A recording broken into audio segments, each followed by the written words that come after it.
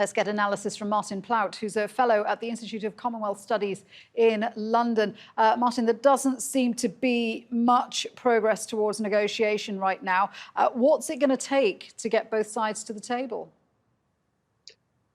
I think it's going to be extremely difficult. I mean, Feltman, who is as Samuel Getachew was just explaining, is the American envoy, is now there. He's trying to get things together and trying to make it possible to get the different groups around the table, rather like Herman Cohen did, the American envoy in 1991.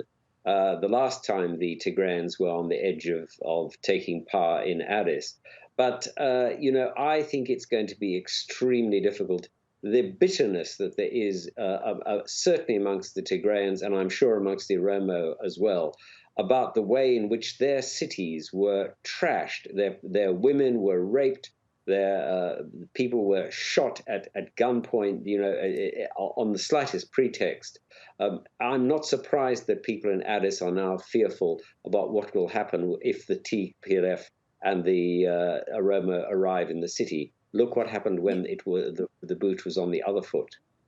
Yeah, and I was going to say that the Tigray fighters seem to hold the upper hand right now. They've made considerable gains over the weekend, and there are fears that they are going to be advancing on Addis Ababa. What are the implications for the way this civil war could escalate if that happens? Well, the big problem really is that at the end of the day, the Tigrayans represent 6–7% of the population. The Oromo represent perhaps 30% of the population. So the difficulty is, in a sense, with Ethiopia, you have two different models for how the country could be run. One says that each ethnic group should run its own affairs. And that was what the Tigrayans offered last time. But they then tried to control things by pulling the strings behind the scenes. The other model is the model which Abiy Ahmed attempted to impose, which was to say, no, we'll govern from the center, but then really relied on the Amhara, who are a more substantial minority than the Tigrayans, but still a minority. And that caused enormous concern amongst all the other ethnic groups who liked the idea of being run on the basis of having their own rights in their own areas, but didn't like the way the Tigrayans pulled the strings and were seen as corrupt in their day. So it's a very, very complicated situation. I mean, Ethiopia is extremely difficult to run, but it can also be enormously successful. Let's not forget that, in the past 10 years or so, it had, 6, 7, 8% growth. It was doing extremely well until this war erupted. And now it's gone into rapid reverse, which is appalling.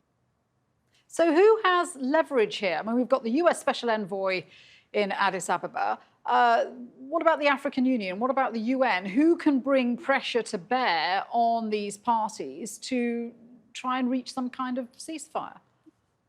Look, if I'm going to be honest about it, I don't think anybody has any leverage. I mean, Abiy Ahmed thinks that the Prime Minister thinks that he's got his back to the wall.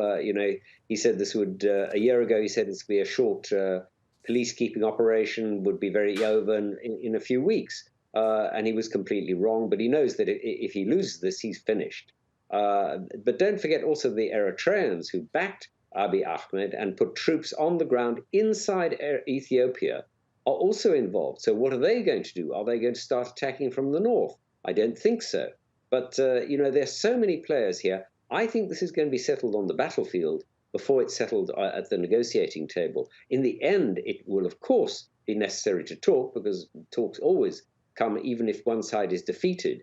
But I don't think that it's possible for the African Union, whose offer of mediation was rejected by Abiy Ahmed himself very early on, within the first few days of this war. He just said, we don't need you. Now, of course, he does, but it's a bit late.